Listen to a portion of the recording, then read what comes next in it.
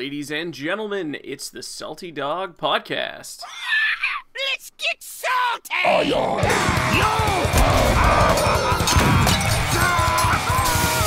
I'm in charge now.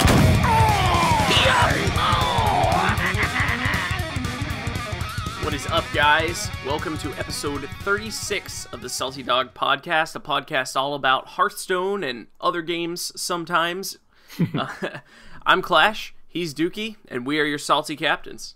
Ahoy there, mateys! Ahoy! So right off the bat, we just gotta mention for this show, there's something up, we think, with Discord's on Discord's end, their servers, that's making Dookie look kind of crusty and a little PowerPointy, and the audio isn't so great. So just we've tried everything. We can't fix it, so we're just gonna have to deal for this episode. Hopefully, it'll fix itself. Hopefully, yeah. It could just be on Discord's end because both of our connections look good. So if you're watching live or watching the VOD, I apologize for my crusty face. You should always apologize for your crusty face. Hey. Anywho, how has your week in Hearthstone been this past week here? It's been cool. Been kind of rebelling against standard a bit. I think. Welcome to the resistance. I know, right? I think having that wild tavern brawl, the Brawliseum, kind of like opened my eyes a little bit. That wild's actually pretty cool. Like even though it's like always exciting when stuff you hate like rotates out of standard, because then you're like, I never have to see this again, or stuff gets banished to the Hall of Fame and you're like, I never have to see this again. But then it's like, well, if you play wild, you're gonna see all of these things. But the cool thing about a meta game is that it's going to completely change, because certain things beat other certain things, and certain things that you used to think were, super OP will never see the light of day because some things just counter them. Yep. So it seems like, impossible in my mind that like aggro could ever work in wild, because you've got like Reno and all this, really just every board wipe imaginable, and all the crazy tech. Right. And right. But like then the aggro power level is also up there. Oh yeah. To where so it's cool that I don't know, it's wild's pretty cool. I was really enjoying. I did that since I made Alaneth, I did that burn mage quite a bit. Right. Yeah. I think I might have I was doing Pirate Warrior wild. Oh god. Yeah. Because you didn't DE patches? You kept Nope. Yeah, because I still had patches. Nice. And I changed a little bit. Like the original list wasn't running Knife Juggler. It was running Ship's Cannon, but not Knife Juggler. And I was like, well, like Knife Juggler is just kind of like a worse Ship's Cannon. So like, why don't I get 2 of those? Why don't I get 4 copies of that effect in there? Right. Oh yeah, Ship's Cannon Pirate Warrior is pretty strong. It was like top of the meta for a while. I mean, up until the point where they nerfed patches and everything, Yeah. The deck's still strong though, but actually, I mean, you should be stoked because aggro dude paladin is like so big on the wild ladder right now. I've actually still been playing a lot of wild ladder. And I agree with you. I agree that everything's like pretty, like, all the power levels are like super tweaked, and you've got every card that's ever been made or whatever. But I've mentioned this, I think, probably in like the last 2 shows, so I'm not going to try to dwell on it too long. But there are certain things that are breaking wild, which is mainly the interaction between Naga Sea Witch and the Giants. Yeah. If you're not playing something that can deal with that board, if they get everything on curve, especially if they get it out with coin, and you're looking at like 3 or 4 giants on turn 4 or 5, if you don't have something that can deal with that, you just can't play wild, because you'll never get a you never get into like a win streak or like a nice win rate if you're just every few games you're running into a giant lock. You'll just, if your deck doesn't have like what it takes to like deal with that early board, you just can't play. Yeah, no, I agree. I mean, obviously Wild's not perfect. Yeah, like, definitely not. Especially because it's Wild and there's so much available. But then you mentioned Dude Paladin. I saw that deck pop up above Murloc Paladin in the tier list. So I was playing a little bit of Dude Paladin standard, and I'm really happy that there's finally a Paladin deck that capitalizes on Silverhand recruits. Right. I've wanted that for so long. So and you're talking about the standard version. I was talking about the standard version. Right, yeah, I mean you got Lightfuse Stegodon and Steward of Darkshire. Yeah. You know, all that. The muster ×5 one. Stand Against Darkness. Yeah, Stand Against Darkness. I'm wondering though. My guess would be no, but I actually don't know, so I'm just gonna ask since you've been playing it. Is it using Level Up? Yes, it's using one copy. Using one copy of Level Up. Okay. But what I realized is Tarim is just better than Level Up. Like, he's one more mana. Yeah. But, and like, I don't know, because it's like you don't want to level up on turn 5 and then drop Tarim on turn 6. That does nothing. Right. You could Tarim on 6 and then level up on 7.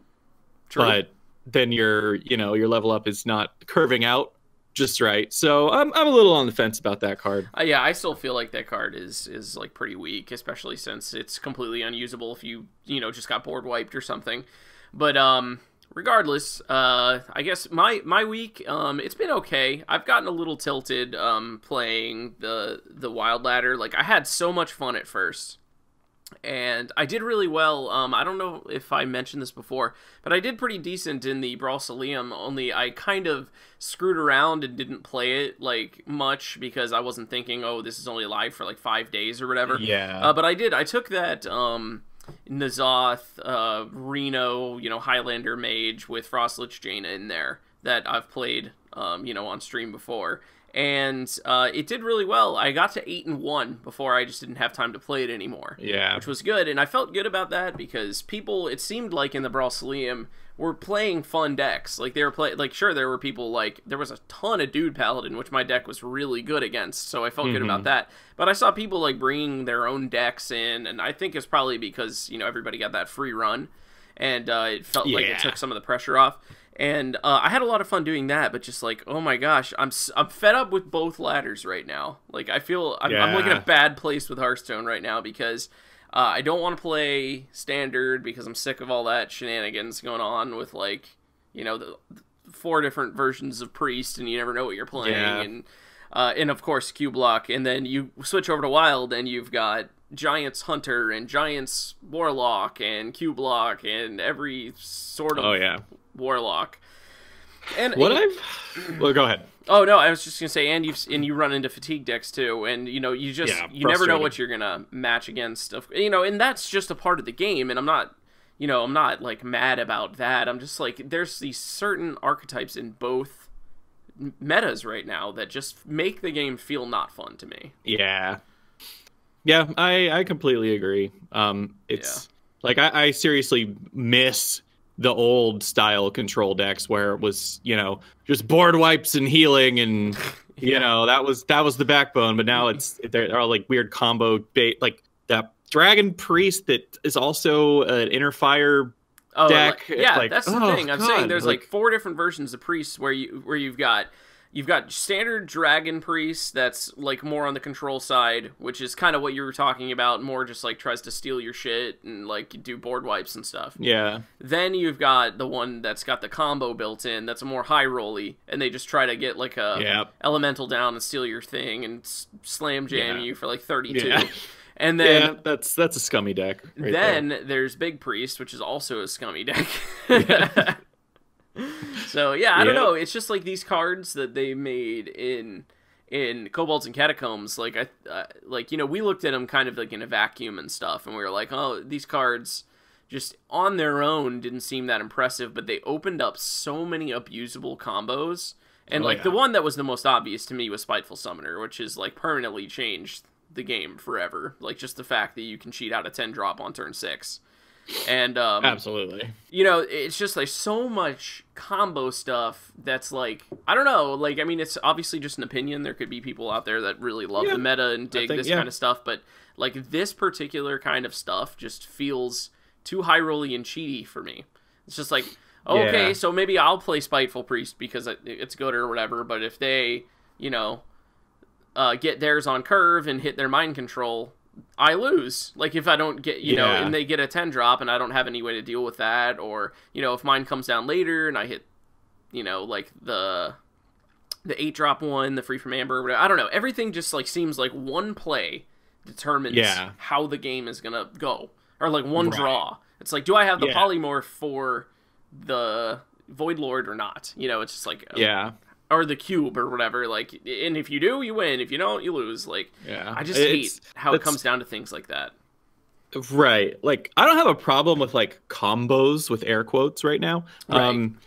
Because, like, but to me, I look at combos more in the way of, like, of course, I'm going to bring up Magic again. But, like, I don't know, like, off the top of my head, you know, playing a knife juggler and then an implosion in the same turn, that's a combo, you know? Right. That's like there's a clear synergy that's going to be a great, like, tempo turn. You're going to fuck up your opponent's board / health total.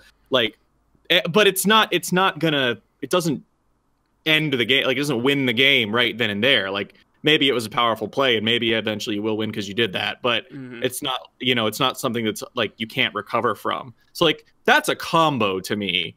Or, you know, even things just like same turn, you know, a turn where you throw out a Argent Protector, the Divine Shield guy, that gives a Divine Shield, you know, and a Rallying Blade in the same turn. Like, that's a combo, you know, but it's not like, you know, some shit you can't even, like, deal with because it's, you know, turn 4 and now there's a 3/9 taunt that summons 1/3 taunts when it dies. Like, you know what I'm saying? Even, like, yeah, oh, absolutely. You mean a combo like Skull of the Minari throwing down Doomguard and then you hitting them for 5 in the face, cubing it, and then Dark Pacting it and hitting them for 10 more while gaining 8 life. Like, that's not... Yeah. You don't like that kind of stuff? Like, I don't know. That's not fun. That's not fun. Actually, and I bet there are people that like that. And it reminds me of... I don't know if you remember this, but there were those, like, 3 archetypes of Magic players.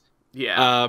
It was Johnny Combo Player, Timmy Johnny Power Combo. Gamer, and Spike. And I mean, the Johnny Combo Player is obvious. Like, you like combos, so I'm sure there are people like that. And then, like, Timmy Power Gamer was like, that's the person who's, like, you know, gonna play, like, Control Warrior and, like, just play, like, big or play, like, N'Zoth decks or Yogg Saron. There's, you know, they just want to see the flashing lights. And then Spike just wants to kill you. Yeah, that's definitely you. And I'm Power Gamer. But no, I mean, like, combo decks on principle, like, I'm not against them. Like, I think combo decks have a place in Hearthstone, but I've always preferred it when they were based off of spells rather than minions, because, like, not only are they able to push something like between 5 to 10, 15 damage with their combo, these, like, Q blocks, they also spam the board with 5/7s. They're still there, you know, like, after they deal their damage, you know, so, like, that's the problem I see. Like, you know, back in the day when Freeze Mage was a thing, or Malagos, you know, Moonfire Druid or whatever, like, yeah, they could assemble their combo, but it was hard as fuck. Like, they had to draw certain cards, they had to get the right discounts on Emperor Tharson, and, like, you know, they could easily be killed just trying to put that together. But these new things, like, they simultaneously protect and attack, you know, like... You know what it is? It's Contragro. Do you remember when we for the 8th time today already, we're going to bring up Magic. This is what we called during what was the Alara phase, when there were, like, those 4 and 5 color control decks, and they just, every card basically just said, do whatever you want, get a blowjob, draw a card. That was what we would always say about a powerful card. The text always says, do whatever you want, get a blowjob. So not only, like, the blowjob's just a bonus. Like, you're getting that no matter what. And then you also get to do whatever you want. So you could get 2 blowjobs. You know? That's basically where I feel like the game is right now. Everything's, like, cheating out something huge, like, playing the game in a way that doesn't feel like that's the way it was, like, really intended to be played, you know? Yeah. But anyway, that's just two Mang's opinions. Yeah.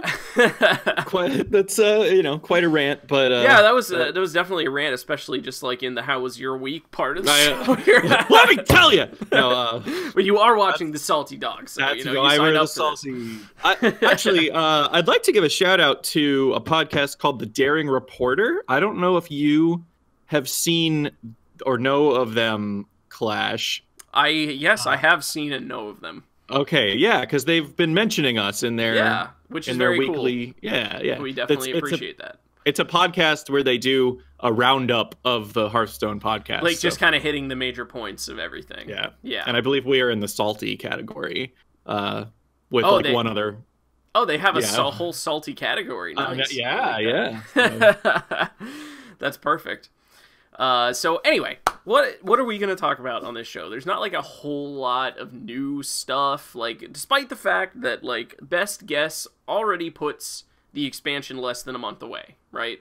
I mean, just barely, but Best Guess would be it releasing on April 5th, because that's the first Thursday in April. So we're already getting super close, but the drip feed hasn't started yet. We don't know what the expansion is yet. We don't have a name or anything beyond that initial speculation that we did with, maybe it's Emerald Dream or whatever. So that's a little unfortunate. I like it when they start like at least a month out. So, I mean, hopefully maybe the coming week we'll see some stuff, but who knows really with Team 5, they like to play things really close to the chest. They do. I mean, with less than a month away, I would expect, if it is indeed going to be a month from now. Yeah, but, that is still speculation, but it's, I don't think the forecasts have ever been, like, wrong about that. So. I've never seen it be wrong, or at least that off. So I would think we would start seeing some new cards very soon. Yeah. Definitely looking forward to that, but we did get a few just little tidbits of news and stuff, just some stuff mainly about Arena, and some interesting things about Hearthstone China that I had never heard about before, and just some features that they have that we don't, which was super shocking to me, but let's just take a look at everything in the news segment. What's happening? Gadgets and Gazette always gets the scoop. Time is money, friend. Keep it quick, kid. I ain't got all day. Okay, so what I'm talking about, I want to start off with the Hearthstone China thing, which I don't even think that you maybe know about at this point, Dookie. I don't think we had a chance to talk about it, but apparently they have an official companion app to the Hearthstone client in China, where they just say, we're going to make our own stuff for our region or whatever, because like we want these things. So the most recent thing, the reason it popped up like kind of on the radar, is that it's confirmed that they're adding replays into that companion app for China. So like, they're going to be able to your match replays. Yes, you're going to be able to literally. It's built into the client if you install this companion app or whatever. Click over there and you just went dark for a second. Oh, you're back. You can click over to the client and just literally rewatch your game, which is something that people have been crying for a long time. I mean, in a game where you want to review your mistakes and stuff, it's like a big thing. And I was like, wow, that's really cool. But I looked into it more, and they have like a whole slew of things that we don't have. So they have a deck calculator where you can input the cards that you want to make a deck out of, and it tells you how much dust that you need, like how much you're missing or whatever. Cool. They've had tournament mode since 2016 in the China region.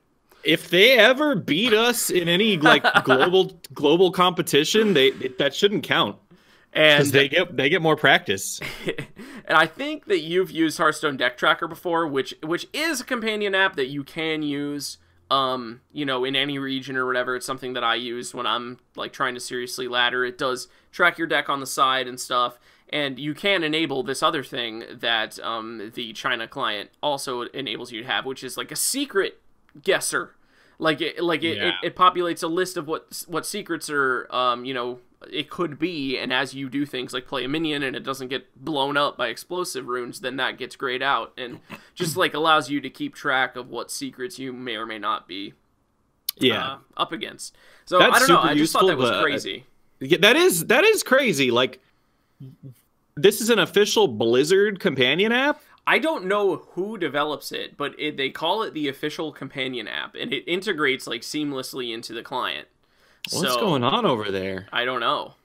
I don't know. Like I saw pictures of it and stuff, and like it was literally like, yeah, you just click over here on this like tab that like we don't have, and there's like replays and stuff. So that's wild.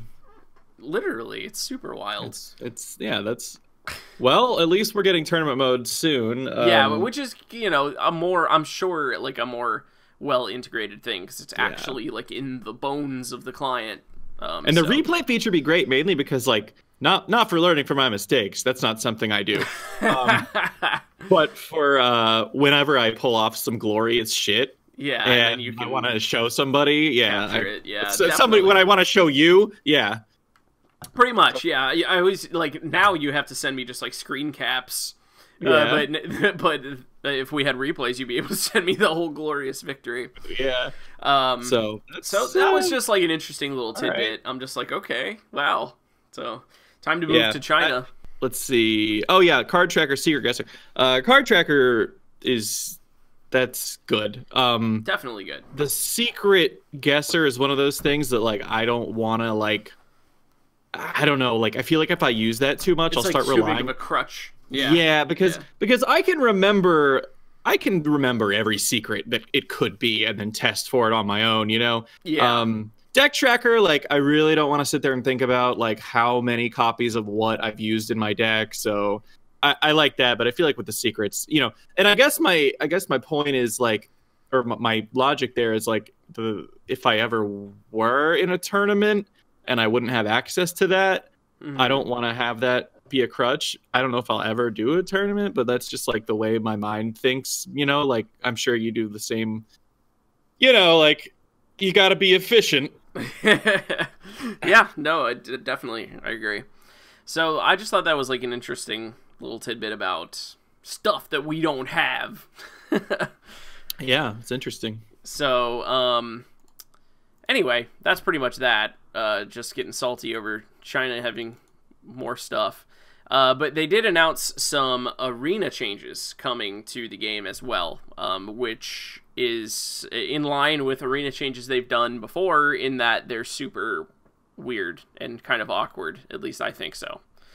So basically, if you haven't heard what they're doing, well, first of all, just a quick mention, they've confirmed, like, very soon we're getting those, like, OP cards they revealed at BlizzCon. There's, like, one per each class. There's, like, 9 arena-specific cards that you're going to be able to draft.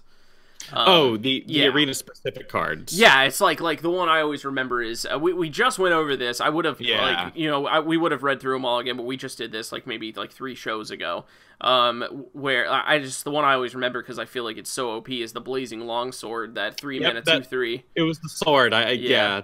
It's a 3-mana 2/3 with the cleave effect that's attached to the weapon that you get from the warrior DK. You know, the Shadowmourne or whatever that thing is.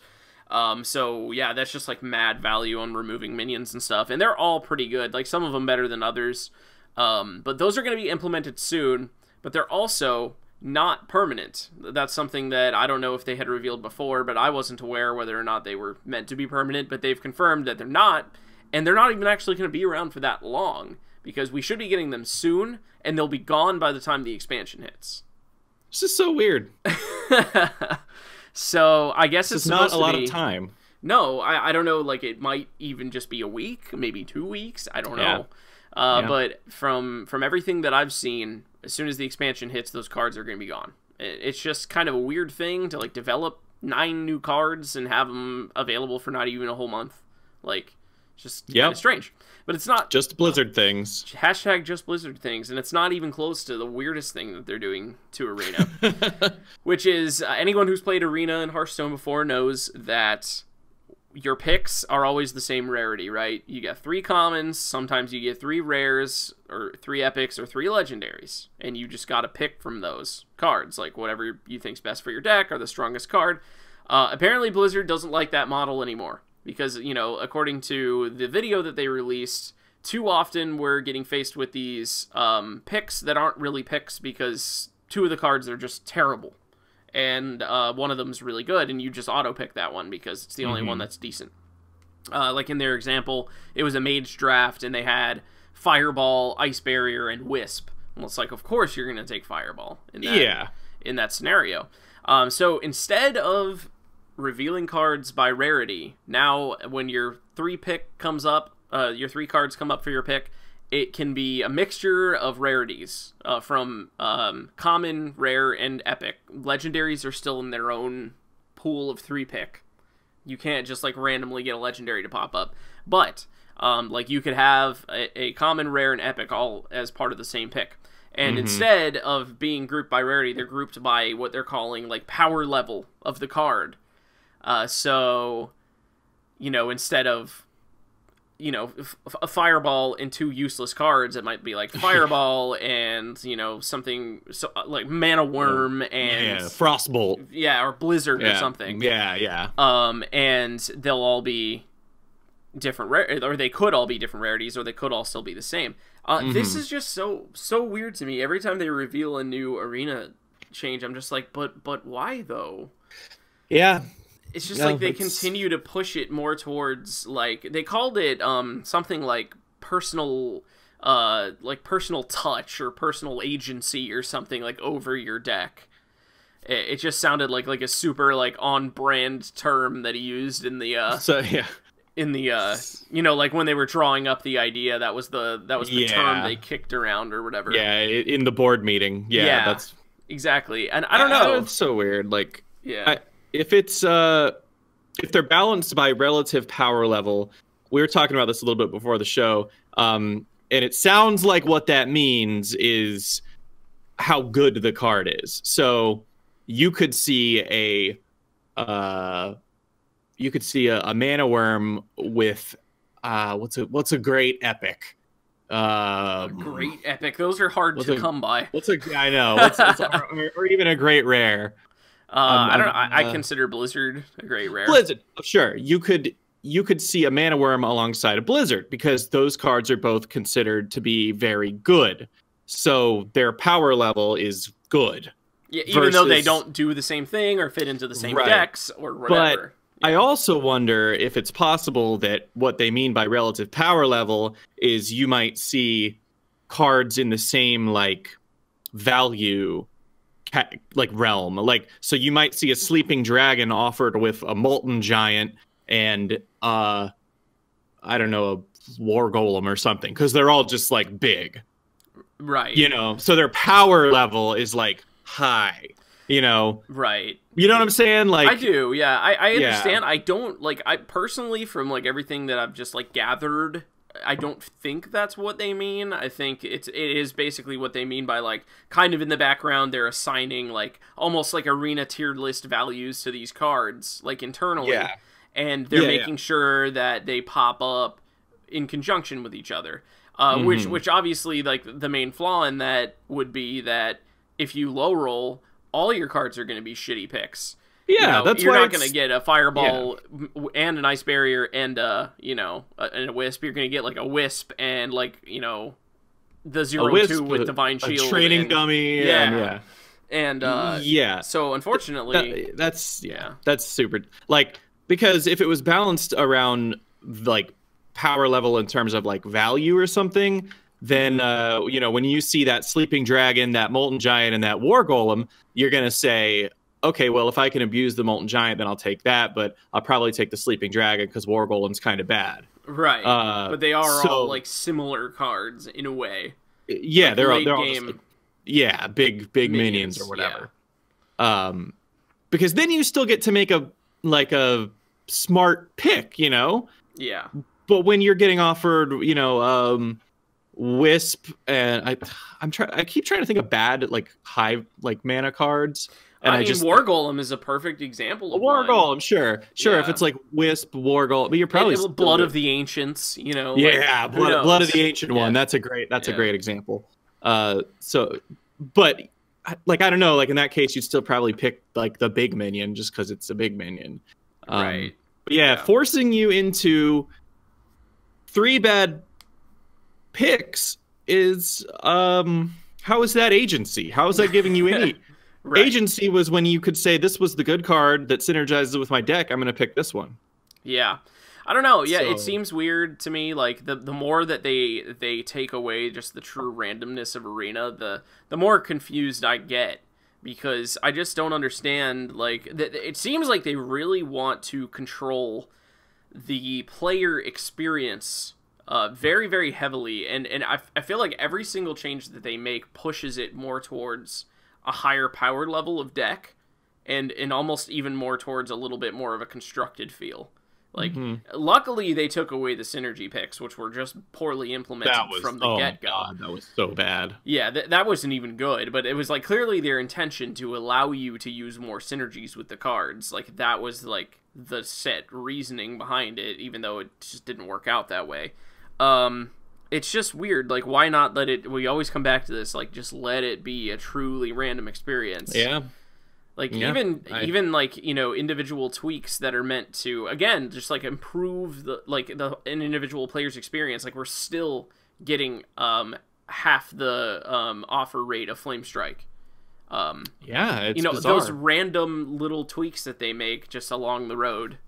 Dude, I think it should just be Magic Booster Draft. Like, I think you should queue up, get in a pool of 20 people, open a pack, pick what you want from that pack, and then you get 4 cards, then you get 4 cards, and then you get 3 cards, and then everybody's passing around those same packs until they're all gone and you have a deck. Yeah, I mean, that poses its own issues, though, of course, like, especially being an online game.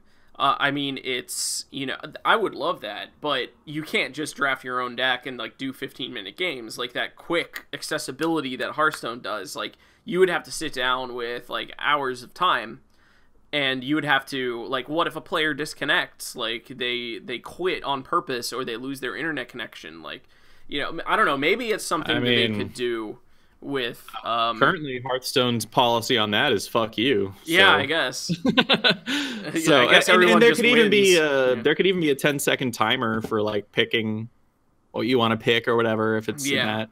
Yeah. I don't know, but so I like the raw, random feel of drafting, and I liked that about old Arena, and I enjoyed that in Wild Arena lately. So I kind of wish it was just wild, just random. Just like a truly random experience. And we also know that beyond the stated ones that are banned from Arena or halved in Arena, like Fledgling, Flappy Bird, Vicious Fledgling, and Flame Strike are halved. Certain cards are straight up banned, like the Death Knight hero cards. They're also continuously tweaking and changing the offer rates of cards behind the scenes. That's we don't even know. That's something that they've told us before. Is like they'll individually tweak up or down based on some sort of data. I don't know. I feel like it's like getting overly complicated. And it's like forcing, like, I feel like the meta is so different than it would be if you just let it be totally random. Yeah. I mean, we've had this rant so many times, but we have. We both just want it to be, just to be random. Or I mean, even if they're going to implement some sort of changes or whatever, it's just like, can it make more sense than this? Like, by the way, like, there's not even just like one way to say a card is like good in Hearthstone. There's like what's tempo that all cards about? And value cards, and I don't know. It's like how it's like apples and oranges. Like how are you gonna compare? Like maybe instead of Fireball in your example, maybe it's like Arcane Blast and Ice Block. And like Sorcerer's Apprentice or something, and you're like, well, those are all good for very different reasons. Yeah, like those could all be the pick, like depending on. And I think I got all 3 rarities there. No, it's 2 epics and a common. Well, and I guess their stated purpose is that so you get forced into those decisions more often. That's what they're basically trying to say.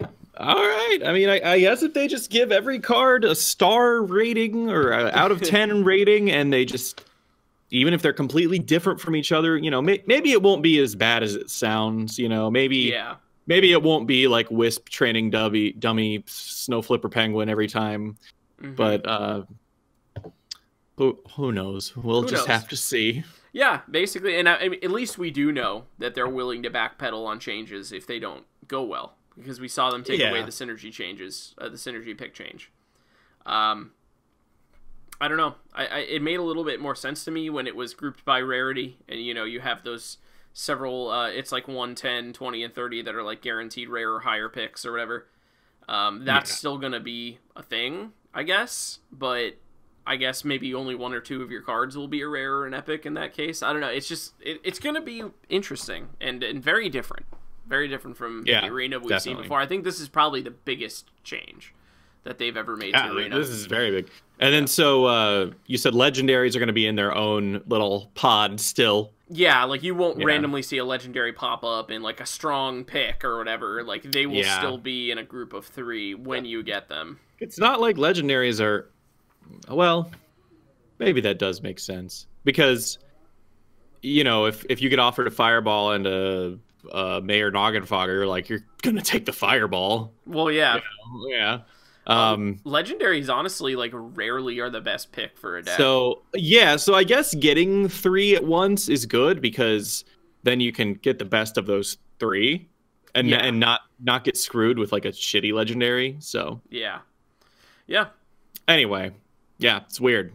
Definitely. And when I read that, I was just like so shocked. But maybe you're right. Maybe it'll end up just being way more fun in arena. I mean, he said in testing internally, it was going really well and people enjoyed it. So we shall see. But like we're very like invisible hand of the arena when it comes to this. Like just let it work itself out. Yeah, right.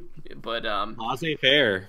Oh, one other interesting little thing that they're doing with Arena at this very moment, or whenever this next expansion or content patch hits, where they're going to add the new cards, is they're taking away the increased chance of picks from the newest expansion temporarily.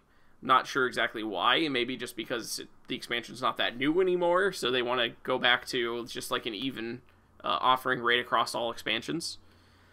So is this when the new expansion comes, or the newest... it's when all this stuff gets implemented, like the new cards and the new arena. Okay, so whenever the hell that is. Yeah, which they haven't said. But I would think it would be very soon because apparently the arena cards, like I said, are going to be gone when the expansion hits. So it's got to be sometime within the next couple weeks. So yeah, that's I don't know. I'm on the fence about that even being. I didn't know that was even a thing. So like right now you see more kobolds than anything else because it's the newest expansion. Correct, and that's been the policy of Arena for a long time because they want to promote usage of the newest cards. People find them more exciting, and it makes sense to me, I guess. It makes it's more exciting, but like at the same at the same time for Arena, I always go back to I just want everything to be totally even, like, don't tweak shit. So, but whatever. Like, I think if a new expansion dropped and I went to play Arena, I probably would want to see more of those cards. That'd be cool. So I get that. I get that one. One last point on this. I feel like the main maybe the main reason why we see all these like micro changes to cards behind the scenes and why they're constantly trying to tweak this stuff is because the cards that they make and release in expansions are very, very heavily balanced around constructed, which is obviously a whole another level of power from Arena. So, an Arena deck would never beat a constructed deck of any kind, pretty much, usually, unless it's like an incredible Arena deck. But so you've got these cards that are super strong to make certain classes, like for example, a good one is Priest. Priest needs OP cards constantly because their classic set isn't that great, so they constantly need Draconid Operatives and Psychic Screams and the statues and stuff just to be like relevant class. And that ends up giving them like a ton of very, very high value individual cards, which are the best thing in Arena. Like a Psychic Scream in Arena can just like win you the game. Whereas certain classes like Paladin don't have access to something that can wipe a board that big. Don't have anything that can like generate that much individual, value or board presence as other classes. So I feel like since they're balancing it around constructed instead of Arena, certain classes generally rise to the top of Arena just based off of the type of cards their class gets from Blizzard, like from expansions. Yeah. And so they feel like they need to tweak those classes down to allow other classes to have a chance in Arena. I would feel like that's maybe the only reason. That's the only thing I can think of. Yeah. No, that makes sense. So, but I don't know. Yeah, I don't know. We'll see. It's weird. It's just a fun conversation topic at this point. Obviously, they're gonna do it. We'll see how it goes. Yeah, right. There's not much we can do about it. So, anyway, start playing Yu-Gi-Oh. Yeah, start playing Yu-Gi-Oh. Or does Magic finally have some sort of playable online client now? I think they do. Hasn't it had that for a while? No, but that one was like super clunky. I heard there's like a new one. Oh. Yeah, there's like some new version of Magic Online. I don't know. Okay. Well, why don't we move on to some Q&A? Let's do that. You want to start us off? Sure. Our first question is from Aoricos, and I would like to take this opportunity to shout out a couple people who have just given us bits. Oh, sweet. Aoricos gave us 70 bits, and Elecman gave us 15 bits, so thank you very much, guys. Show them your night. Paint the chat bed. So and give him the D. and you know, if you got the D, give him the D. Aoricos asks if you could bring back one card from Hall of Fame / Wild, what would it be? I'm pretty sure we answered this once in a previous show, didn't we? Because I remember my answer. It was Sylvanas. Yeah, I probably said Shielded Minibot or Muster. I think it probably was one of the two of those. But I'll try to think of a different card just for the sake of that. I think we did have this question or a very similar question. And my reasoning for Sylvanas is I feel like it's like a really interesting tool. Like it comes down and like causes a complicated board situation that you have to deal with. Mm-hmm. I don't know. Let me think here. I don't know. I always want Shielded Minibot because the 2-slot on Paladin's just not that good. So I wanna curve out better, you know? Yeah. No, I hear that. Well, I resisted it the first time around, so I'm just gonna go ahead and say Vol'jin. Yeah. Okay, I like that answer. Good old Vol'jin. Oh, what was a cool? I honestly I miss Rag, but I also don't. So I don't miss Rag at all, to be honest. Like I'm glad he's banned as fuck. He's I don't know, he's just fun. Yeah. But anyway. I mean, it can be from an expansion, though, you know? It doesn't have to be from, like, the Hall of Fame. It could be from another expansion. I just can't think of anything off the top of my head. I also I liked messing with Nexus Champion Sirad. I always really liked him a lot. And I actually got him in my current Priest run right now in the Wild Arena. Sirad. Yeah, Sirad was, he was cool. Sirad's won me some games in Arena. He could do some messed up stuff. Yeah. So, also, this is actually working out perfectly because our next question is from Dougie Fresh, who just cheered 100 bits. Nice. So, thank you, Dougie. We appreciate chat bed. Dougie asks, who do you think is the best villain in any video game, and why? Do you got one for this? I know your answer. Do you? I think. Tell me. So, Sephiroth? Well, okay, yeah. I mean, but I was actually going to go with a different answer. I mean, it might be ultimately Sephiroth, but like, I have more of like a story for this other one. Okay, yeah, go ahead. I guess still got to think of one, so go ahead. So I'm going to say, and it's like, I don't know. I'm gonna say this is allowed, even though he's like doesn't technically have to be a villain or whatever. But I'm gonna say Darth Revan from the Knights of the Old Republic series.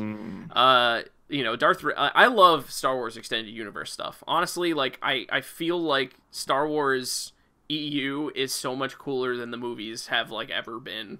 And, like, are still not that as good as, like, the Extended Universe crap. And the BioWare games, Knights of the Old Republic, are amazing and so much fun if you've played those.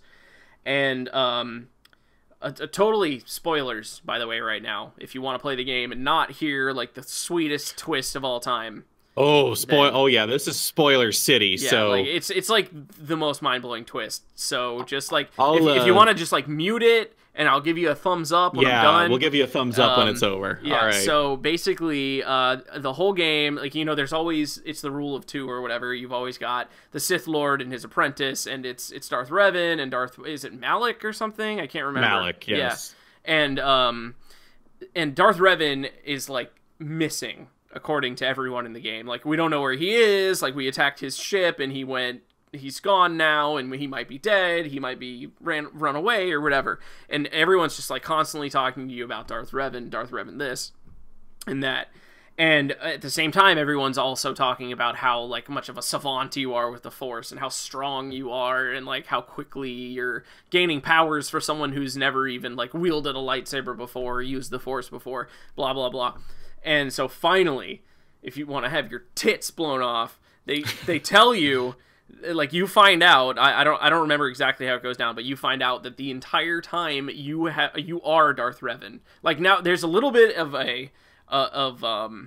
you know, like an overabused trope that you have amnesia from the attack, like you were knocked out, like your memory's gone or whatever. And they wanted to try to turn you to the light and use like your insane power level with the Force essentially as a force for good. They thought they could do that and like manipulate you into that. And you can do that. Like, you can become a light Jedi and be like, I'm not bad anymore, but you can also go like full dark and just like reclaim your title as Darth Revan. And it's just dope as fuck if you do that. So he's kind of like, you're the protagonist and the villain at the same time, so it's like kind of a weird answer. But that game blew my mind. I loved that. I have oh, thumbs up. Oh yeah, thumbs up. We're good. So I have like two answers kind of. One is from a game I just recently played, which is Borderlands 2. I find the best villains to be the ones that are incredibly antagonistic. The and ones like kind that of funny or whatever. Or like sarcastic or That just like they just piss you off. You're just like, oh, this motherfucker. I can't wait to kill him, you know? Yeah. So I think Handsome Jack was one of the like most like best written villains I've ever seen in a game. And that's my modern game answer. My retro answer is gonna be Blue from Pokemon. Oh wow. I so thought you were going Sigma. No, I mean, Sigma's like, he's just not that present, you know? Oh, okay. It's just like, Mega Man's not really about character development, you know? That's true. That's true. So, but like, oh man, they will never make a rival better than Blue, unless they do one day. But I really don't have faith in Game Freak anymore in that regard. So, smell you later, Gramps. Yeah, dude, like, yeah, like you crush his ass, and then he just like insults you and tells you suck and doesn't care that he just lost to you, and then struts off, and you're like, ah, I hate this guy. You're so funny about Blue. I love that. All right, so there's our answers. That was a good question that I haven't thought about Knights of the Old Republic in a while, and I need to replay that game sometime. I wish they'd do like an HD remake.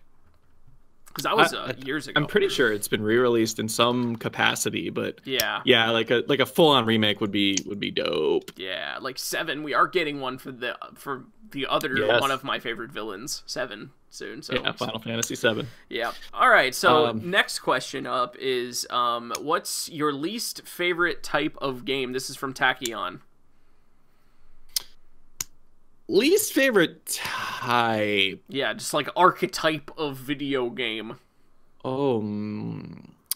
You know, I don't like that question, because I think that here's my least favorite type of game. Bad. I feel like you could pretty safely say shooters. Like, even if they're good shooters, you never really like them that much. I mean, but like BioShock, like they can consider that as that's an RPG. But it is. I mean, does a shooter? I'm talking about definition, like Call of Duty, Halo. I know what you're talking about. But listen, Halo Combat Evolved, fucking amazing. One of the best games ever. Yeah. Medal of Honor, Rising Sun. That game, I played that game so damn much on PS2. Like, it's like being a shooter doesn't make a game bad. Do you have an answer? Well, I mean, I guess I definitely agree with you. I'm trying to find an answer, and like I feel like I could pretty safely say 3D platformer. 3D platformer. 3D platformers. 3D platformer. Really, I hate like them. like basically almost everyone's like favorite games of all time, like Mario 64 and like all that stuff. Yeah, I hate them. Yeah. Okay. Can't stand those. Would you put the 3D Zeldas in that category or not really? No, not really. Like Zelda has more of a, because with 3D platformers, like the whole point is always like, oh great, you didn't fall, like, or you collected the arbitrary thing, gem, coin, moon, star, gear, whatever, like, and it's like it doesn't do anything, like that doesn't satisfy me in any way. And I love 2D platformers, but I think there is just this horrible, like, when you add that third dimension in there, it's like the precision just goes out the window. Like, right. It's not like measurable anymore. Like, yeah, because it's not actually, like, you don't actually have depth perception. I don't know. You have to like watch their shadow, and then if their shadow is just telling you exactly where they're going to land, then that's like defeating the whole point. Yeah. So I don't know. I just like Crash Bandicoot, Banjo-Kazooie. Well, would you consider Ratchet and Clank a 3D nah, platformer? because that's about blowing shit up. I mean, you like, definitely do all that stuff though. Like you collect the arbitrary whatever the hell it is. They're like screws or something, and like you know. But it like that's in there, but it's like it's minimal and it's not the focus of the game. Right. Like you can like that can be your thing if you want it to be, but if you want that game to be about making your guns as insane as possible and like you know being a walking weapon of mass destruction, then like that's what it was for me, and like the platforming's kind of kept to a minimum. So yeah, I got you. Yeah, you're right though. It's really hard to like even categorize games to begin with. And like, what does that game fall under? Is it a shooter? Is it a platformer? Is it an RPG? Yeah, but the best games are the ones that blur the lines. Yeah, I think for sure. I guess I could say like just like as a pure like not blurring the lines in any way, just like straight up puzzle games. I'm talking like Tetris or Bejeweled or like whatever. Like, no, I don't like those kinds of games. Yeah, like Candy Crush or like well, even that's not a game. Even the more like advanced ones that are like on PS4 or whatever, and you can do like I just don't like puzzle games. Like if there are puzzles in a game, that's fine. Like like there's a shitload of puzzles in the Legacy of Kain series, which is one of my favorites ever. Like you've got to push stuff around and like puzzles, they're there. Yeah. But just straight up, just like a little dinky little, just like you're on a board or whatever. That bores the shit out of me. So I guess I'll say that. Yeah, I mean, I agree with that. Like, I think Tetris is like a genius game. I know you don't agree, but there's such a big difference between Tetris, which like the rules are very clear and established for you, and you know what you're supposed to do, and it's very simple, and it's satisfying when you do well, and it's frustrating and makes you want to do better when you fail. Right. Versus Candy Crush, where it's like, I'm out of lives, I have to pester my friends on Facebook / give this awful company money in order to play the game. And at that point, that's not, the game's rules have to be bound within the framework of the game, or else it's not a game anymore. Once it's like, pay us money and be pay to win, that is no longer a game. Yeah. So actually, you know what? Retroactively, we'll both say pay to win games are our least favorite games. Yeah. Or we can just count them as not games. That's true. That's true too. So that's my soapbox. All right. Welcome back down off of the soapbox. All right. Oh wow. It's warm down here. All right, you want to get our last question? Yes, Six, which I think is Six the Legend in our chat right now, asks, how did you two handsome, supple men meet? That's a funny question because there's like almost no story to it. We were in 4th grade together. Yeah, we've known each other since 4th grade, and we were both little nerds, and we like to battle our Digimon.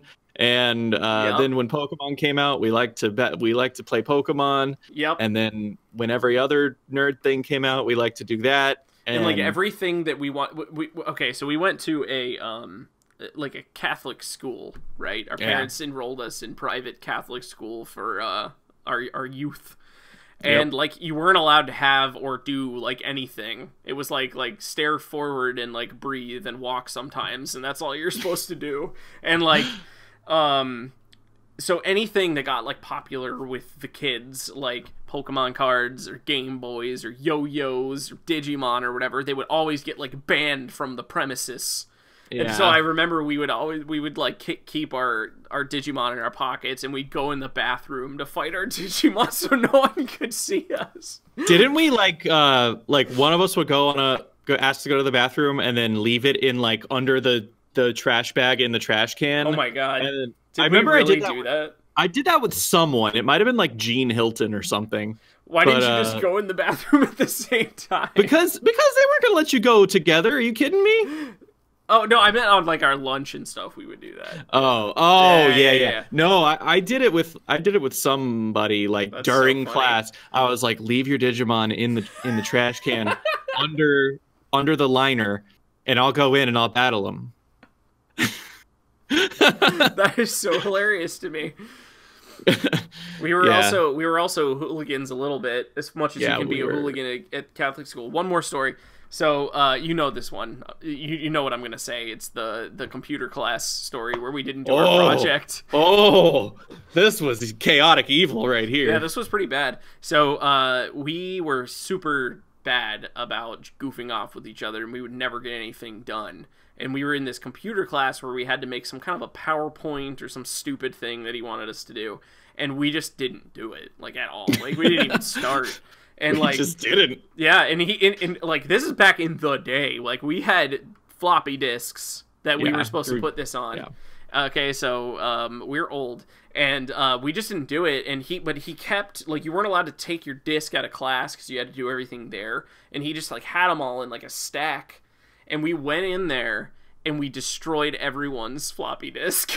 we destroyed a handful. Like okay, so we destroyed ours because we had no project. Yeah. And then we destroyed a handful more to make it seem like a sabotage job that could have come from anywhere. Yeah, and it definitely wasn't us because ours got ruined too.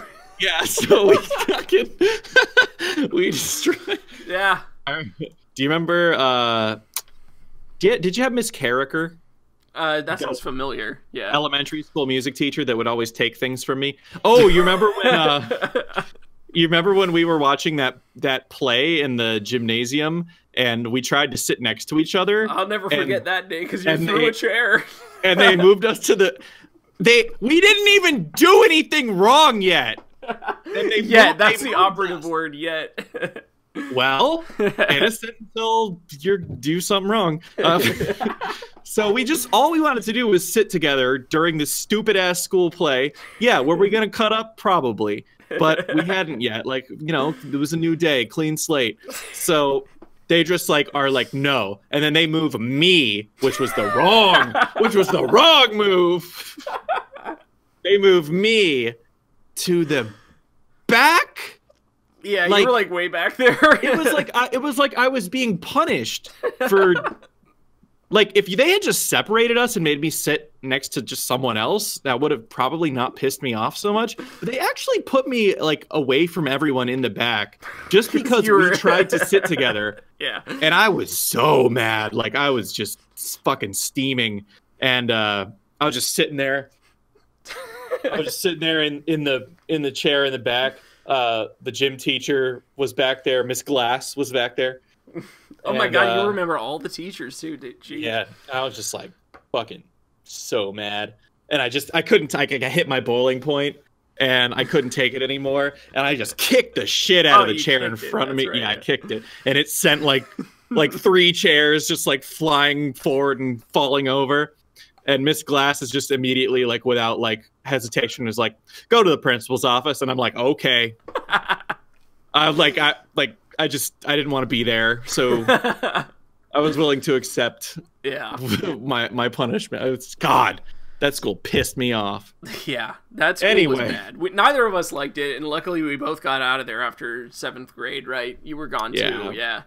So Yep. it was 4th grade, and luckily we've managed to stay friends with. Oh, and that teacher that was the reason that our parents took us out of that school because he was an asshole turned out to be a pedophile. Oh So, yeah, yeah. that's another story that's not as great as the other ones because it's pretty bad. But there was this guy who replaced our history teacher, which we loved. He was like kind of a hard ass, but he was like a really cool guy. And I killed his fish. Remember that? Yep, that's another. We have too many stories.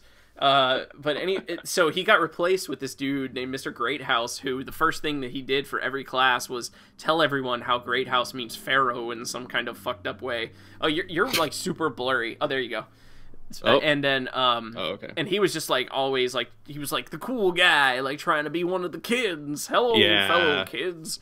And we just hated him, and everyone was like, "Oh my god, Mr. Greathouse is so great." Yeah, everybody loved him, but we saw through his bullshit. And then years later, it's like police tried to arrest teacher from St. Patrick's School, Mr. Greathouse. He fled from police and didn't show up to class, and like because he was like inappropriate texting and like emails with female students and stuff, and like I think he did. Who stuff knows with, what else? Yeah, it was bad. I think We went to a fucked up school. We knew, man. We knew. We saw Yeah. through his bullshit. We were like, did. this guy's a fuckwad.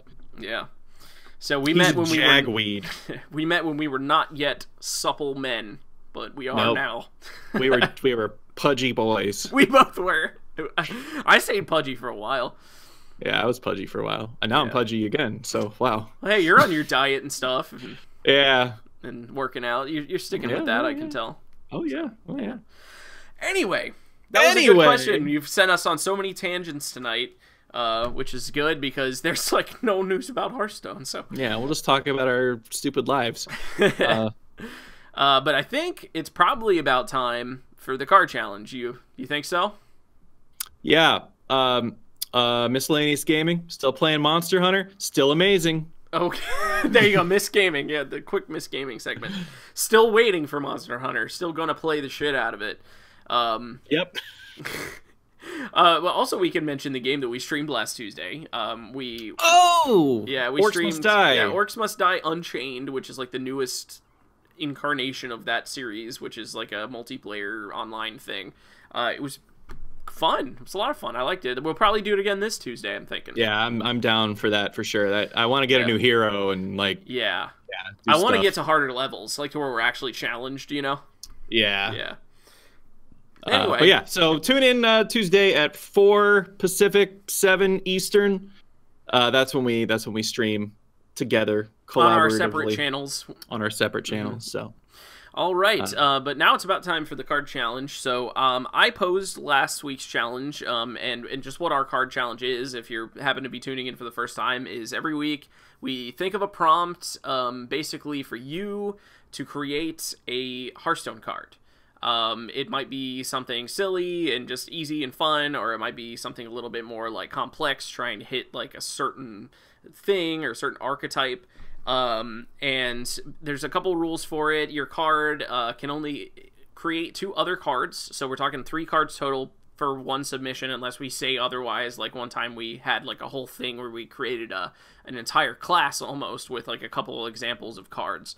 But we'll specify if it's going to be a different thing. But generally speaking, we're asking for 1 card, and if that card's going to spawn other cards, then it can only spawn 2 others. Try to keep the wording to like a Hearthstone standard of simplicity. Basically, we're looking for a card that seems like it could fit into the game, right? And like actually be printed or whatever like you do to a card that makes it happen when it's a digital card. Yeah. And other than that, I always forget some of our other rules. What else? We got? Balance. Did you say balance? Balance. Definitely try to make it balanced. We're not looking for overpowered or underpowered, and I think that basically does it.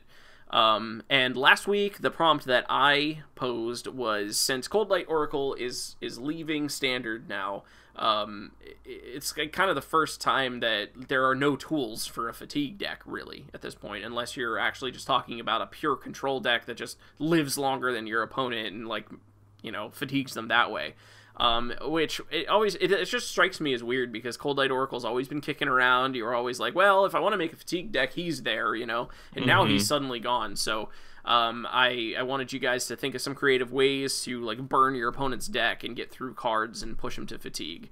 So let's take a look at what we got in this week's challenge. Prepare yourself for the ultimate test.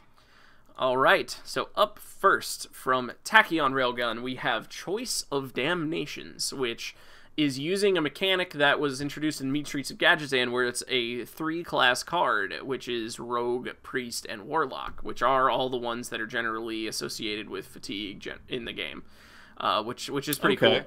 So this is a new tribe. Yeah, this is like a different tribe or whatever. A new, different gang. Yeah. We don't have the grimy goons or whatever. So what this says is it's 3 mana for an epic spell that can go in any of those 3 classes, and your opponent chooses the effect. They discard a random card and you draw 1, or they destroy the top 2 cards of their deck and you gain 3 life. So I like this one. I like choose cards. That's something like that we only see in Druid and the player chooses. We don't ever see cards where your opponent has to choose because like that doesn't really fit the client or whatever. Tachyon did say that you know, the selection would pop up for your opponent and they'd have something like 15 seconds to choose. Right. So this is how you like snipe your opponent's bathroom break or whatever when they're not there. No, actually, I'm not sure what would happen if if the timer expires and they don't choose or whatever. But obviously, destroying top 2 cards of the deck is a great way to fatigue. The other way, it definitely gets a resource out of their hand, but it doesn't push to fatigue any further. Actually, it pushes you into fatigue further by drawing an extra card. So it's definitely an interesting like dynamic there. Yeah, I always liked those. Remember in Magic, the Browbeat, Book Burning, Blazing Salvo, all those cards that made your opponent choose their poison. Like both effects were really good, but since they got to choose, then that made the card like balanced. So yeah, exactly. Yeah, and that's basically what we're looking at here with this.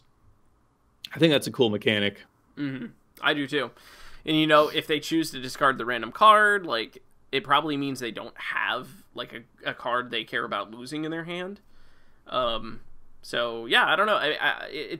I go back and forth on it whether I think it's balanced or not, but I do think it's really close to it, if not right on the money there. Yeah, I agree. Yeah. I agree. All right, up next from Aorikos, we have Kaza the Plunderer. They just smashed Kazakus and Raza together finally. They're finally the same being. Kaza. And he's a 5-mana 5/5 legendary neutral card that says for each card you draw, your opponent draws 2 cards.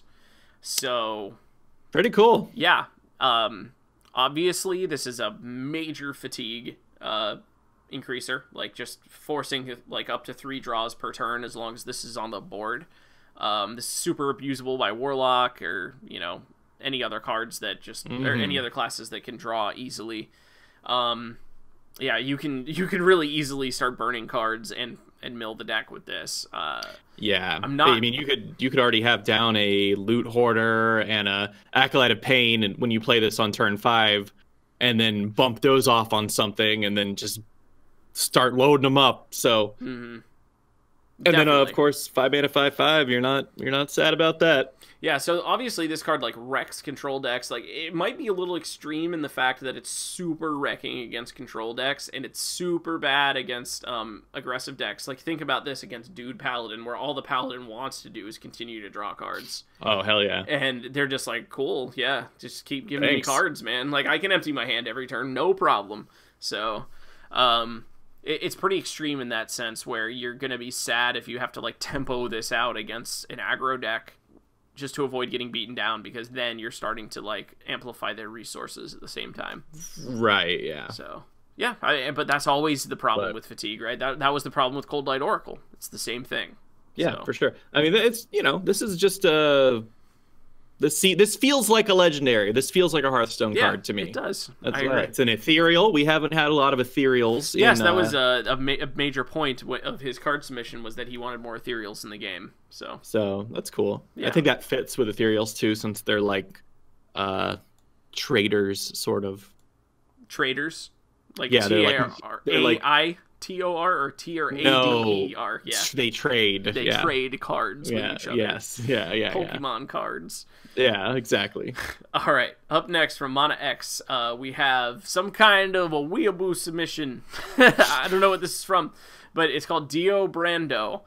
This is JoJo's Bizarre Adventure. JoJo's? Okay. So, this is 4 mana for a legendary 3/4 taunt with Death Rattle to transform a random minion in your opponent's deck into a surprise. And when that card is drawn, they draw a card and summon Dio Brando for themselves. So this is super interesting and like so different, and I like it because it's combo disruption with the transforming a minion. Just like imagine hitting your opponent's win condition, like their you know, who knows what it is, Malagos, Yogg-Saron, or just some huge minion. And then you are accelerating them in fatigue by forcing them to draw that extra card. Oh no, I mean it doesn't replace itself because the card itself is a surprise. Summons Dio Brando and then draws another card. So you are drawing 2 cards that turn. It's not like an ambush that replaces itself or whatever.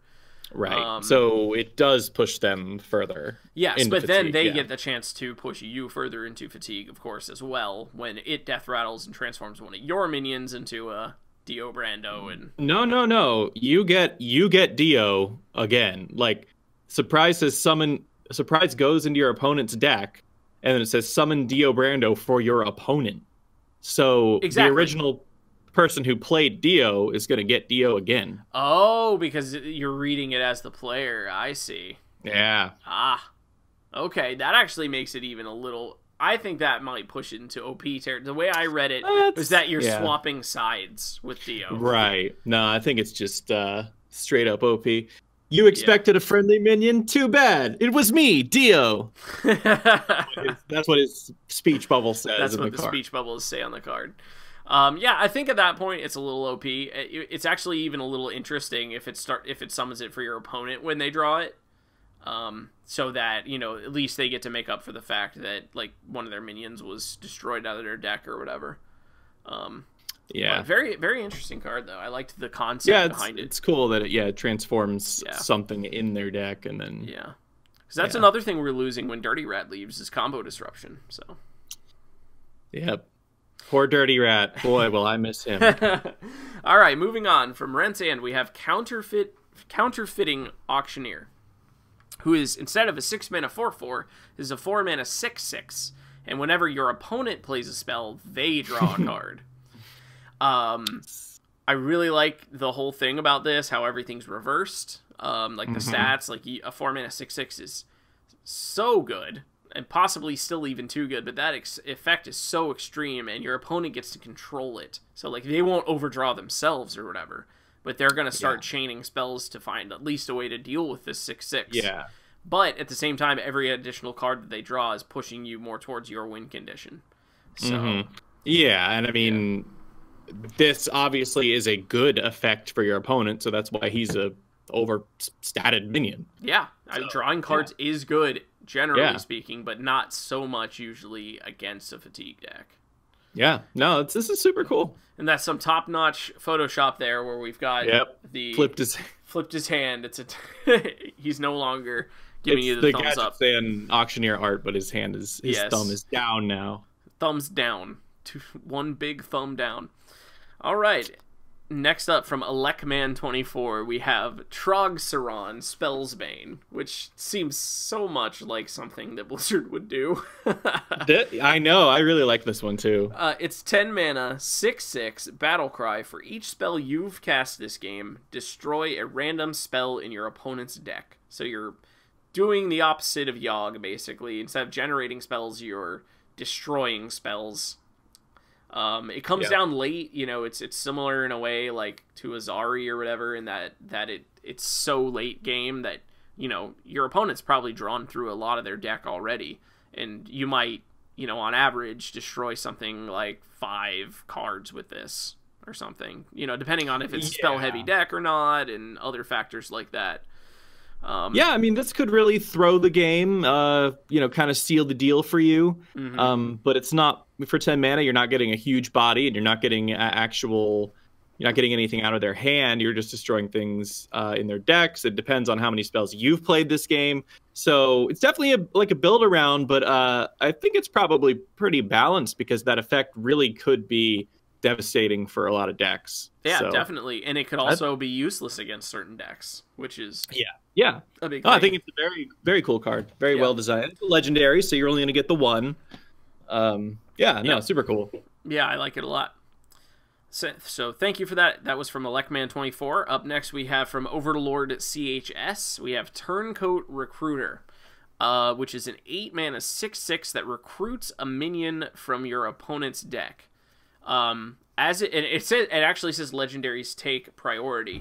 As it currently is, I think this is too strong of a card. It's especially if it's going to hit legendaries first. And I mean, just look at the recruit cards we have now. That's like definitely the best recruit card in the game, and it recruit takes it has from a pretty high price tag. So and it takes it from your opponent's deck, which is even more like devastating. I mean, you can't build around what you get out. So there's that. You could just grab the Raza out of a pre-nerf Raza out of the priest deck. Yeah. And there goes their machine gun. At the same time, though, you could also pull out like a Vilefin Inquisitor and just like get no value out of it. So I do understand that aspect of it. Like it can very much low roll, but still like pulling a minion out of the deck, getting it right on the board. I mean, everything's running at least one legendary. Like you could pull Leroy out of an aggro deck and get a 6/2 charge with no whelps. Yeah, no, I'm saying that like legendaries take priority definitely needs to go. It just needs to be a totally random, just like recruit a minion, or possibly even have a restriction like a minion that costs 5 or less, or something like that. Or just I don't know, make the stats of the card allow, because 8 mana for a legendary isn't super unfair, but this is attached to a 6/6, so maybe he should be a lot weaker. Yeah, maybe the stats could just take a hit, and you just take off the legendaries take priority aspect of it, and I think it would be pretty balanced at that point. Because that is a very cool effect. It's fatigue, it's combo disruption, and it is using recruit in a way that's very clever, and like I never thought of that, like recruiting from your opponent's deck, and it makes a lot of sense. Like with the flavor of the card, it's like you get like this little agent that goes and like turns one of your opponent's minions against him and gets him on your side. It's pretty cool. Very cool. Yeah, so I liked that a lot. Definitely some really cool ideas. That's I think I neglected to mention that we picked 6 from all the cards. So that is the 6 that we chose for today. We did get some others, and they were all really cool too. But we do only pick 6 because that's like the challenge aspect of it and everything. But at the same time, we also always submit our own cards. We rise to the challenge that we present well. And so first up from Dookie, we have Scarlet Bookburner. Take it away. All right. So I don't know if you recognize the art on this one, but it's actually part of the art of book burning from Magic. That's funny. So I want to make a Paladin card. I always try to make it a good like tempo card. And I thought, what group faction of Paladins would it be like the most likely to like burn books and shit, and I was thinking about the Scarlets because they're like crazy zealots, Yeah, definitely it would be the Scarlet Crusaders. Yeah. So Scarlet Bookburner is 5 mana 5/5, and I guess it should say Battle Cry to discover. Yeah, Battle Cry, discover a spell. Yeah. So it's 5 mana 5/5, Battle Cry, discover a spell in your opponent's deck and remove it from their deck. I think it might even just say discard it or whatever. Or discard. Yeah, they discard it. I was basing it on Gnome Feratu, which says remove the top card of your opponent's. So I don't know about the wording, but that would be a Battle Cry, and I wanted a Lotheb-esque, good tempo spell disruption kind of thing, where you're never sad about playing him because he's a decent body, and then if you're able to snipe, your opponent's last flame strike or something, then that's going to be really, really good for you. Yeah. But you're not actually generating any card advantage. like on board or from their hand. So But you do push You're them that just- one card closer to fatigue as well. you do push them one card closer to fatigue. So I mean, technically, this does work towards that goal. That's not really what I designed it for, but Right, I know. But that was the challenge. yeah. So there you go. Yep, I like it. Yeah, it's cool. It definitely. I think the original wording you had said remove all copies of it from their deck, which was a little over the top. But yeah, this is where it's at. I think. Yeah, I don't think that's too extreme. No, I don't think so either. All right. Lastly, my card here is a epic priest spell for 6 mana called Dominate Mind. You got Thought Steal, you've got Devour Mind, and now you've got Dominate Mind. So, what this card says is draw 2 cards from your opponent's deck. So the way that the other, Thought Steal and Devour Mind are worded is you say you draw copies of cards from their deck. That's not what this one's doing. This one, you are drawing 2 cards directly from their deck. Like, those are gone, and they're yours now. Yup. That's why it's 6 mana and not even as many cards as you get from Devour Mind. It's definitely, like, the most expensive card draw, period, which makes sense because you're drawing it from your opponent's deck. Definitely not good in every matchup. Against an aggressive deck, this is almost unplayable because, like, if you're not dragon firing on turn 6, you're pretty much dead. Yeah. And when you do, draw from an aggressive deck, you're getting very low value stuff that has no synergy with what you're doing. Against something like a control warlock, this is absolutely devastating. And hell yeah. Yeah, I think that that's pretty much generally where fatigue cards are. Like, they're really good against control and bad against aggro matchups, which, that's fine to have that rock paper scissors sort of Sure, yeah. interplay there. So anyway, I don't know, what are your thoughts? You think it's OP since they lose those 2 cards, or I think, like, from my perspective, if that happened to me, I'd be like, cool, nice slow turn. Yeah. I still have plenty of firepower. I'm gonna fuck you up. Right. Glad I didn't see a dragon fire potion that turn. Yeah.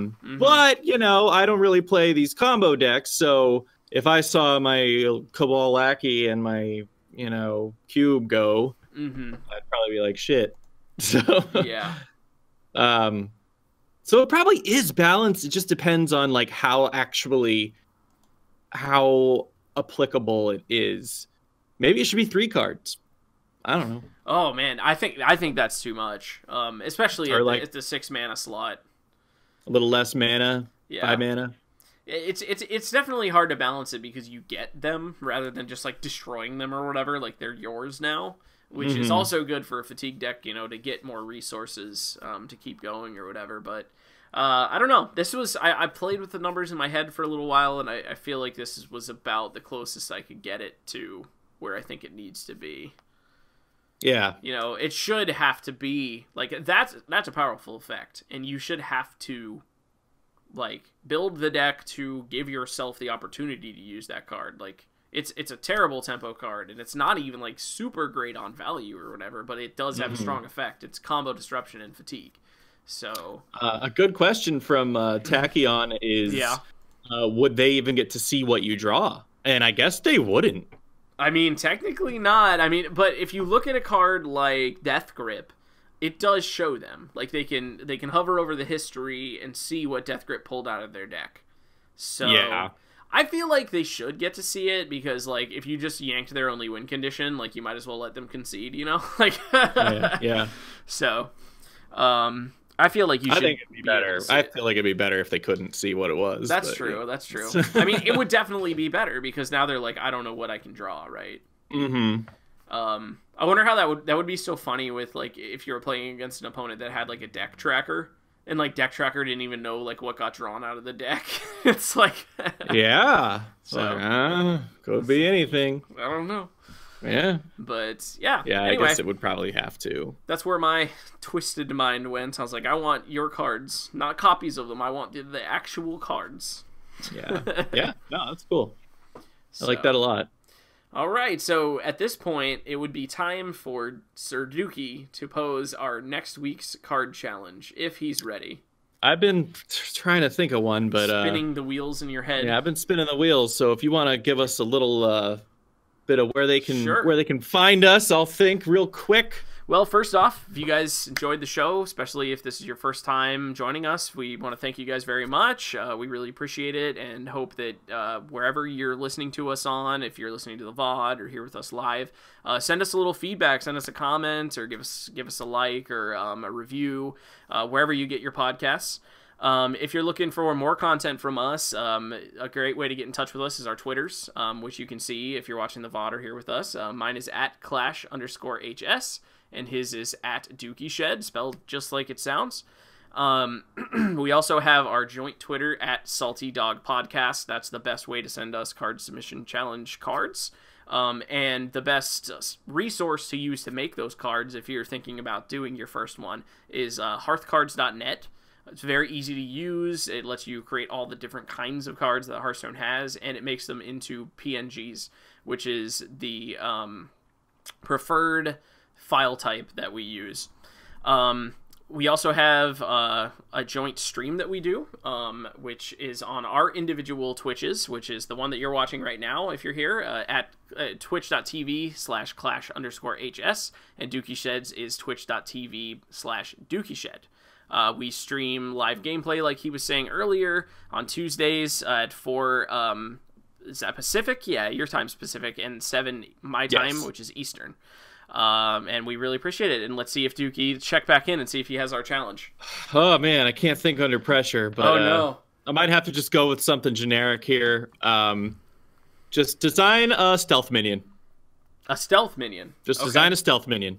Okay. It's got to have stealth. It could be anything. It's got to be a minion with stealth. Okay. I can see that. Yeah, we don't see a lot of stealth minions get played. I think the only stealth minions that have ever gotten played have been played in Arena, pretty much. Yeah. You don't see them a whole lot. So figured that would be that's an uncommon ability. So try to make a stealth minion, and you're gonna get points for like how much it matters that it has stealth. How clever is it that it has stealth? Right. It can't just be like, I mean, it can, but if it's just like a Stranglethorn Tiger, that's not super interesting. So try to make it a little more interesting. Mm-hmm. This was reminding me of when we had the challenge where we said create a new keyword for the game, and then there was that ambush mechanic that somebody had. I like that. I'm blanking on who it was at this point, but that was really cool. But I just wanted to remind everybody to make sure, unless we specify or whatever, to make the card within the confines of the game. Don't invent a new keyword or anything for this to like make stealth better or whatever. Like, make the card work in the game as it is now. Yeah, don't invent anything unless we tell you to invent a whatever keyword minion type. Yeah, definitely. whatever. So this is just a stealth minion that could exist in Hearthstone as it is now. All right, cool. Well, we're looking forward to the next show. We'll be back next Thursday, same time, same place, same salty time, same salty place. And so, that's right. Until next time, stay salty, guys. Stay salty.